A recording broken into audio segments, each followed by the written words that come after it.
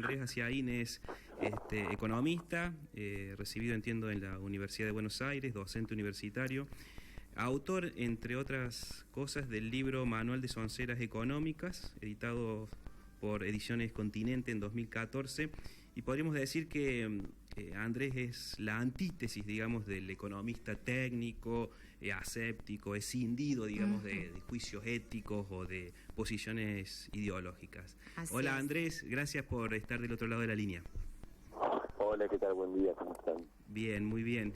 Che, Andrés, mira, te proponemos, tenemos una pila de preguntas, pero te proponemos empezar por una mirada más de fondo, más estructural en términos económicos.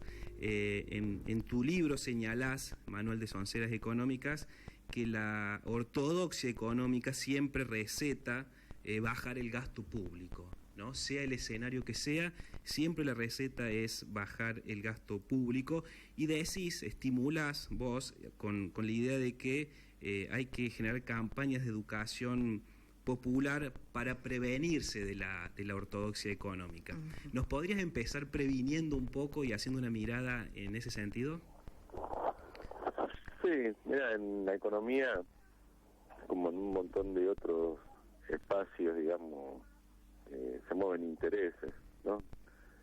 Y muchas de las posiciones y recomendaciones de política están basadas en muchos casos más en intereses que en análisis de la situación real, ¿no? Cuando uno ve que ante cualquier situación, por ejemplo, cuando Macri comenzó, se decía, bueno, tenemos que empezar a acceder a los mercados financieros a buenas tasas de financiamiento, decía que había que hacer un ajuste del gasto público. Y ahora viene el FMI y dice, están muy sobreendeudados, tienen que hacer un ajuste del gasto público, ¿no? Es decir, ¿cómo puede ser? Cuando no teníamos deuda hay que ajustar, y cuando tenemos deuda hay que ajustar. O lo mismo en diferentes situaciones, ¿no? Cuando uno plantea que ante la inflación hay que hacer un ajuste del gasto público. En la época de la convertibilidad, que no había inflación, había que hacer un ajuste del gasto público. Siempre, digamos, la receta se repite, uno empieza a sospechar que detrás de eso es como cuando vos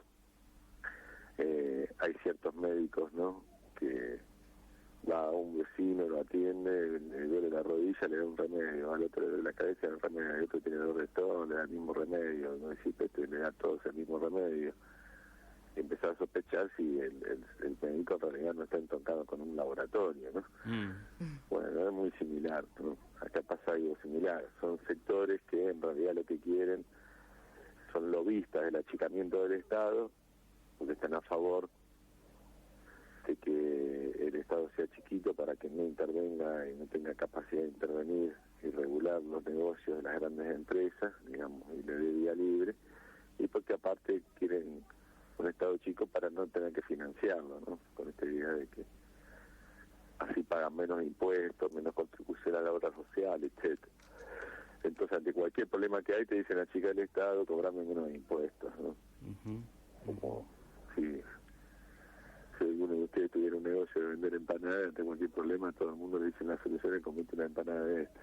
Claro. La idea de soberanía y economía están absolutamente fusionadas, ¿no? Encontradas, digamos, desde la mirada heterodoxa. Sí, porque, digamos, hay una visión donde vos podés tener una independencia política, como conquistó la Argentina siglos atrás, pero podés ser una colonia económica, ¿no? Cuando no tenés poder de decisión. Y imagínense un país que tiene bandera, tiene himno, tiene presidente, pero la política económica, viene un organismo internacional y le dice, tenés que hacer esto con el dólar, tenés que hacer esto con el gasto público, tenés que votar esta ley de reflexión laboral, ahora tenés que hacer esta otra cuestión. Uno diría que ese país, aunque tenga independencia económica, es una colonia, independencia política, es una colonia económica, gobernada por un organismo internacional, ¿no? Donde pone y saca autoridades, por ejemplo, puede hacer hasta renunciar a un presidente del Banco Central porque no le gusta cómo intervino con el dólar, y sin ningún tipo de vergüenza después exigir a la vez como condición para un crédito la independencia del Banco Central, cuando una semana atrás por ahí ellos echaron al presidente, ¿no? Bueno, a ese nivel de vergüenza y de sumisión, creo que han llevado a la Argentina en estos últimos 4 años. Veníamos entregando tal vez una de las conquistas que creo que toda la población estaba a favor de la etapa del kirchnerismo, ¿no? Porque si uno ve con la mirada larga, no la cortita del día a día, de las peleas, pero si uno ve con la mirada larga de la historia, la etapa kirchnerista, una de las conquistas que había logrado era que se había terminado con la dependencia que habíamos sufrido ya desde la época de los militares en adelante, donde Argentina todo el tiempo su política económica estaba condicionada por los acreedores, por el FMI, los bancos extranjeros, las embajadas, ¿no? Al punto que, bueno, el gobierno que de Menem, ¿no? Que iba y mandaba tropas a guerras internacionales y después había atentados en Argentina, nos metían en conflictos que no teníamos nada que ver, todo por intereses extranjeros que dominaban nuestro país, o de la Rúa que lo mandaban a votar poniendo senadores una ley de flexibilización laboral que estaba diseñada por un organismo internacional. Bueno, todas esas situaciones, o Alfonsín que lo tenían contra las cuerdas, ¿no? Apretándolo con negociación y de parte de grupos acreedores que terminaron generándole un golpe de mercado. Bueno, todos esos condicionamientos Argentina se los había sacado de encima al pagarle la deuda al FMI y al desendeudarse. Con un costo grande, porque había costado mucha plata, había costado mucho sacrificio en términos de recursos, incluso que uno podía dudar hasta si fue la mejor estrategia ya sobre finales, ¿no? El pago de montos y montos enormes de deuda externa. Pero bueno, más allá de eso, con todo ese sacrificio se había logrado la independencia económica de manejar la política del país. Y en solo 4 años estamos viviendo una situación del presidente no gobierna, donde la política económica la escribe el presidente del Fondo Monetario Internacional, que encima se fue y dejó acéfala el gobierno de la República Argentina. Claro. Andrés, si se definiera como todo indica que viene un escenario de poder nuevo, si el Frente de Todos es elegido definitivamente gobierno nacional, ¿cuánto margen, cuáles son los plazos, cuál es el escenario en términos de esto que va señalando de avanzar en términos de recuperar soberanía y volver a tener autonomía en términos no solo políticos como definía, sino económicos? ¿Qué ves? No, eso va a depender en gran parte de Alberto Fernández y su estrategia, ¿no? O sea, Argentina va a tener presiones fuertes de grupos internacionales, ya tuvo en España y todo lo apretado. No te aísles, mantenerte integrado al mundo, de manera lo que le estaban diciendo de paganos, ¿no? En palabras menos folclóricas de la Cancillería. Pagarnos toda la deuda, no nos defolteen los bonos, cuando Macri ya los está defolteando. Pero bueno, esa situación de presiones, de grupos, todo van a existir. Ahora, Argentina, en términos objetivos, al próximo presidente le van a decir, tenés que pagarnos 150.000 millones de dólares de deuda entre privada y el FMI y no te vamos a dar nada, ¿no? Es un poco del otro lado del mostrador, como se sientan, porque le prestaron toda Macri hasta saturar el nivel de endeudamiento y ya hace un año que Macri tiene cerrado los mercados voluntarios de deuda, o sea que Argentina no va a poder colocar deuda en el sector privado, y el sector público también lo agotó, porque agotó la deuda con el FMI. Entonces, en esa situación, Argentina tiene una fortaleza, que es que no tiene nada para perder y todo por ganar.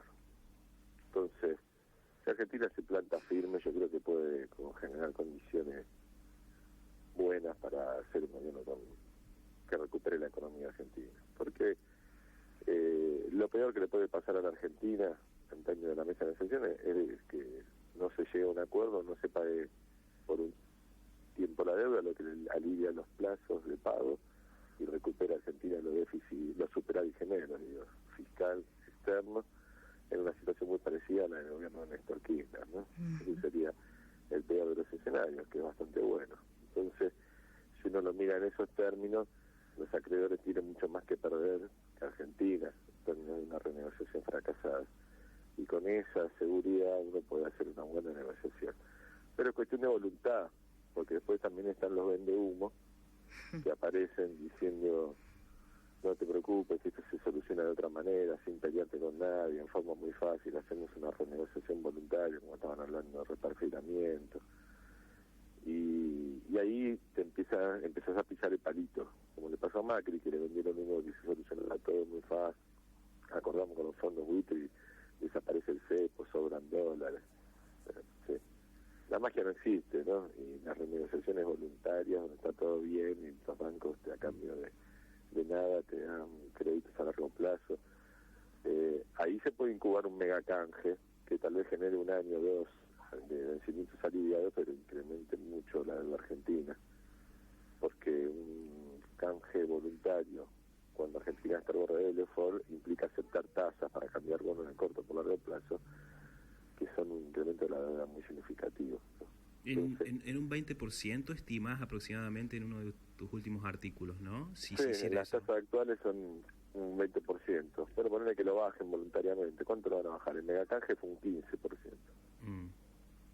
Para que tengamos un patrón de referencia de una negociación desastrosa que fue 5 puntos más bajo que lo que dice Financia Argentina. Hace poco estuviste en Belleville y decías que entre los datos que diste, digamos, me parece que decías algo así como que cada 100 pesos que se recauda, 18 van a deuda y 20 más o menos a los bancos, ¿no? Para el tema de bonos y demás. Y usabas la metáfora muy incisiva de que tienen que laburar, ¿no? De que basta de estos planes descansar de la estructura financiera que saquea el país, ¿no? Sí, se llegó a un nivel de bestialidad tan grande del saqueo financiero, que yo creo que fue el punto débil del gobierno de Macri, porque yo soy del campo nacional y popular, ¿no? Pero hay un proyecto de país liberal, integrar a Argentina primaria exportadora, digamos, con una posición determinada en el concierto de las naciones del mundo, subordinada, vendedora de materias primas, que el gobierno intentó y fracasó en solo 3 años, porque el nivel de usura financiera hoy internacional es tan grande que si vos no le pones un freno, no tenés capacidad de negociación, no haces las cosas con 2 gramos de inteligencia y con un poco, digamos, de orientación geopolítica, por más que vos tengas el proyecto tradicional, liberal, de la oligarquía, exportador primario, tenés que saber hacer esas cosas, tenés que saber cómo negociar internacionalmente, cómo tomar crédito, hasta dónde, de acuerdo a tu capacidad de pago. Pero acá el nivel de usura financiera es tan grande que ni siquiera el sector primario exportador es viable en este esquema, porque la extracción de recursos del sector financiero es tan grande que ni la soja ni el maíz rinde a un punto en dólares como para sostener semejante chupadero, digamos, de sangre de la economía argentina. Vos imaginate, lo ve el día a día de la gente con la tasa de interés. Tasas de interés que el piso que le subsidia el Banco Central a los bancos por hacer nada con la plata es una tasa que supera el 100% anual, porque está casi en el 80%, pero es capitalizable, entonces la tasa efectiva supera el 100% anual. Entonces cualquiera que del sector privado te va a pedir un crédito tiene que pagar por arriba de un 100%, es desquiciado, por más que la inflación esté en el 50%, también cerca del 60%, es desquiciado. ¿Quién va a tener una rentabilidad del 50-60% mínimo para pagar solo el interés y después de ahí en un negocio? No hay negocio que dé. Y esto termina entonces, como no hay negocio privado que dé, está sostenido todo por la vía del Estado, ¿no? Por la vía del cobro de intereses de la deuda y por la vía de las LELIQ. Y esto implica que el presupuesto tiene un 18% para pagar deudas y que el Banco Central aparte le agrega un 20% por arriba del presupuesto, porque el Banco Central queda fuera del presupuesto, por eso no aparece, que es el pago de intereses del ELIC, equivalente a un 20% más. No hacer la cuenta es casi un 48%, cada vez estar un 38%, cada vez estar un poco más arriba por el achicamiento de los otros gastos. Del gasto público que va directamente al sector financiero. Entonces ahí ves también por qué el Estado está quebrado y por qué se deteriora la calidad de las políticas públicas. Entonces todos los pagos de impuestos que hacemos van directamente a una exacción que nos están haciendo desde el sector financiero, que vuelve inviable cualquier proyecto económico. Por eso te digo, el industrial, el primario exportador, el de servicio que quiera, si a vos te sacan 1 de cada 2 pesos y se lo lleva el sector financiero, y esto solo por la vía del Estado, imagínate que encima después tenés el que te cobra el sector privado, es un nivel de exacción de recursos tan grande que es inviable la economía. La pregunta era más dirigida a que, bueno, esta crisis económica ha generado una inmensa pobreza que no estábamos ya acostumbrados a vivenciar. Más de 2 millones de argentinos han caído en la pobreza y más de 500.000 en la indigencia. Hemos tenido las imágenes de estas carpas y a su vez los dichos por ahí de esta clase dirigente que no termina de tomar contacto con la verdadera realidad, si se quiere. Entonces digo, este tejido social, ¿cómo se recupera? ¿Cómo se recupera un salario digno, un trabajo? Es decir, ¿cómo se sale de una economía, como dijiste, tan saqueada y que la están pagando estos sectores de manera tremenda, ¿no? Con el hambre. Bueno, no, claramente implica cambiar el rumbo de la economía en sus ejes, ¿no? Implica torcer el rumbo que va a tener obviamente una baja las transferencias de los ingresos hacia los sectores financieros externos e internos y un reperfilamiento, digamos, de todo lo que sería la estructura de rentabilidad y también de las de servicios, que han sido, digamos, los grandes ganadores de la época de Mauricio Macri, y una reconversión, digamos, de la rentabilidad hacia los sectores productivos, ¿no? En los sectores financieros. Hay un montón de instrumentos, pero creo que va a pasar por ahí, que va a implicar, entre otras cosas, una mejora de los ingresos internos de la población, que es donde vende mayormente el 80% de la producción en Argentina, y una baja de las tasas de interés, una estabilización de la situación financiera externa, yo creo que es una renegociación de deuda que tiene que implicar una quita, desde mi punto de vista, y desde ahí se van a ir generando las condiciones para que la economía argentina pueda volver a un sendero de crecimiento, digamos. Tenemos todo, porque ya lo que ha demostrado la Argentina, que cuanto más cerrado tuvo el sector externo en términos de bloqueo financiero, etcétera, mejor le fue. Los últimos, digamos, este siglo, los 3 gobiernos, digamos, de Néstor Kirchner y Cristina Kirchner, más allá, digamos, de que el último tuvo un momento de estancamiento importante, si uno lo mira entre puntas, fue un sendero de crecimiento bastante importante y fue hecho sin recursos externos. Y en cambio tuvimos 4 años de Mauricio Macri, donde le dieron 33.000 millones de dólares netos de deuda por año, que me diría que mejor tener quita para tirar por el techo. La Argentina tendría que haber sido una luz, ¿no? Tendría que haber hecho de todo. Y fíjate el desastre en el que estamos metidos. Entonces, viendo cómo son las cosas, me parece a mí que Argentina tiene que convencerse de que la salida está en sus propios recursos, en sus propias potencialidades productivas y dejar de esperar una ayuda de inversiones externas, porque cada vez que esperamos una ayuda de inversiones externas terminamos mojados y pasando frío, ¿no? Andrés, para ir cerrando, digamos, los que conocemos la economía en el ABC, digamos, o en el A, digamos, lo básico, vamos teniendo cada vez más claro que es inviable un proyecto de país hiper parado en la lógica de la timba financiera o solamente agroexportador o que facilita la orgía que viven los bancos en términos de generación de riqueza y demás, y que es necesario volver a un proyecto de desarrollo industrial, de consumo interno y demás. La pregunta es, ¿tiene esta estructura del campo nacional y popular que se va perfilando como escenario de gobierno y el peronismo en sí mismo un proyecto industrial para este contexto, para este mundo, digamos, para este siglo XXI? Perdóname que escuché mal el final. No, te preguntaba si tiene la estructura del campo nacional y popular, el peronismo, un proyecto industrial para este escenario, para el siglo XXI, para este mundo, digamos, para esta región. ¿Qué desafíos hay en ese sentido? Mira, nosotros somos de la idea de que hay que repensar la estrategia del peronismo, así como la de los sectores liberales, la estrategia peronista, porque la industria no es la industria de un siglo atrás, ¿no? Sobre todo porque los sectores más intensivos en mano de obra están en India, China, países donde conviven la máxima tecnología con condiciones casi de esclavitud, ¿no? De explotación de la gente.